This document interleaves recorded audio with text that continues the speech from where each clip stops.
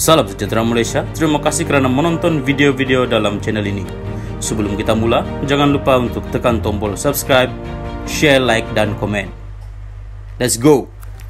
Salam sejahtera dan salam perpaduan kepada seluruh rakyat Malaysia. Berita panas malam ini bertajuk Pilih Mahathir, kesilapan Hussein On paling besar.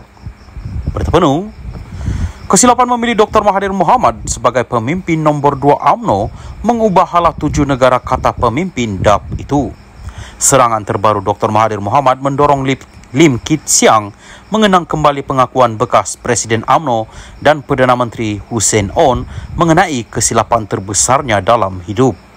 Kesilapan penilaian ini yang mengubah hala 7 negara menurut veteran DAP itu telah meletakkan Dr. Mahathir di landasan kekuasaan.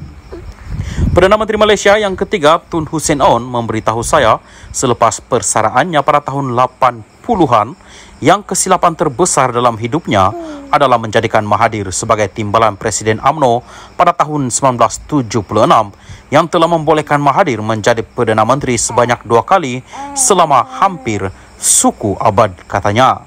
Lim berkata ini membolehkan Mahathir menjadi Perdana Menteri sebanyak 2 kali dari 1981 hingga 2003 dan 2018 hingga 2022. Namun, perlu diingatkan Mahathir menjadi Perdana Menteri kali kedua kerana sokongan PH.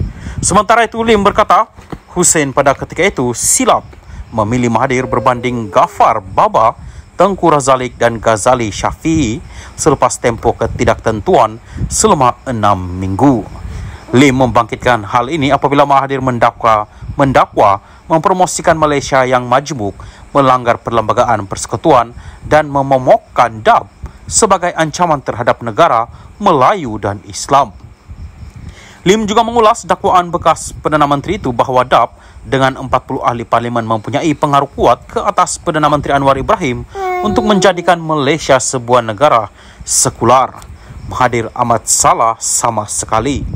Adakah DAP yang ada 42 orang ahli parlimen selepas pilihan raya umum 2018, angka yang lebih besar berbanding dengan sekarang, menggugut Mahathir selama 22 bulan dia mengetuai Kerajaan Pakatan Harapan untuk menggantikan Islam sebagai agama rasmi negara. Semasa Mahathir bercakap di Perhimpunan Agung Pertubuhan Bangsa-Bangsa Bersatu pada bulan September 2018 dan berjanji untuk meratifikasikan perjanjian-perjanjian antarabangsa termasuklah Konvensyen Antarabangsa untuk penghapusan segala bentuk diskriminasi perkauman ICERD, DAP tidak tahu menahu apa-apa mengenai cadangan ini walaupun DAP kemudiannya dijadikan sasaran untuk dipersalahkan dan dituduh sebagai kononnya anti-Melayu, anti-Islam dan anti-Raja, tambahnya pada satu kenyataan. Lim juga mengkritik Mahathir kerana seolah-olah jahil mengenai perlembagaan walaupun menjadi Perdana Menteri sebanyak 2 kali selama hampir suku abad. Perkara 3-1 menyatakan Islam ialah agama bagi persekutuan, tetapi agama-agama lain boleh diamalkan dengan aman dan damai di mana-mana bahagian persekutuan. Tidak ada apa-apa peruntukan untuk apa-apa agama rasmi dalam perlembagaan Malaysia. Tetapi persefahaman dan toleransi golongan bukan Islam di Malaysia terhadap Islam di Malaysia adalah dalam bentuk di mana semua rakyat Malaysia, sama ada Buddha, Hindu, Kristian, Sikh atau Tao, tidak mempunyai bantahan untuk Islam menjadi agama rasmi di Malaysia. Perkara yang sama juga terpakai kepada DAP, katanya lagi.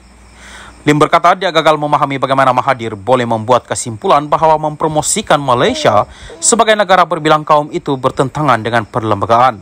Adakah Mahathir mengatakan yang wawasan 2020 dan 9 cabaran strategiknya juga bertentangan dengan perlembagaan? 3 Perdana Menteri terawal negara, Tengku Abdul Rahman, Razak Hussain dan Hussein On berpegang dengan idea negara majmuk. Boleh lihat kepada perkara 43-2, perlembagaan yang tidak meletakkan identiti kaum untuk siapa yang boleh menjadi Perdana Menteri. Sebaliknya mengatakan Perdana Menteri perlulah mempunyai sokongan majoriti ahli-ahli parlimen yang diundi rakyat, jelasnya.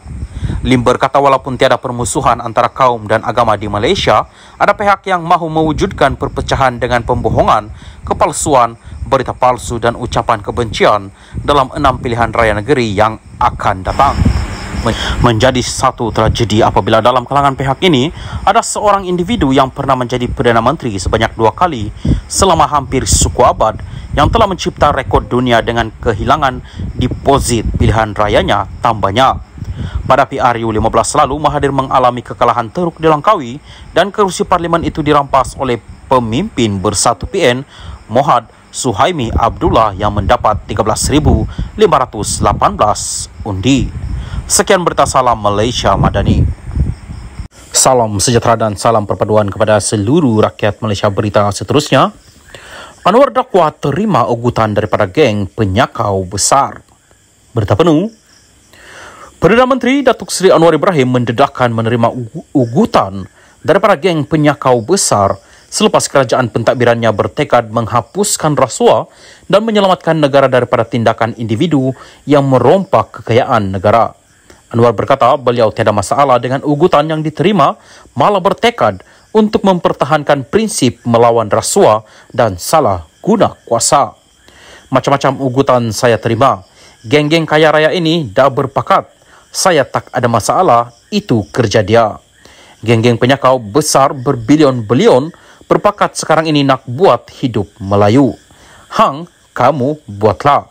Saya lawan tetap lawan untuk mempertahankan prinsip ini, katanya ketika berucap pada kenduri korban dan solat Jumaat di Masjid Jamek An-Nur, Kampung Guar, Perahu di sini pada Jumaat.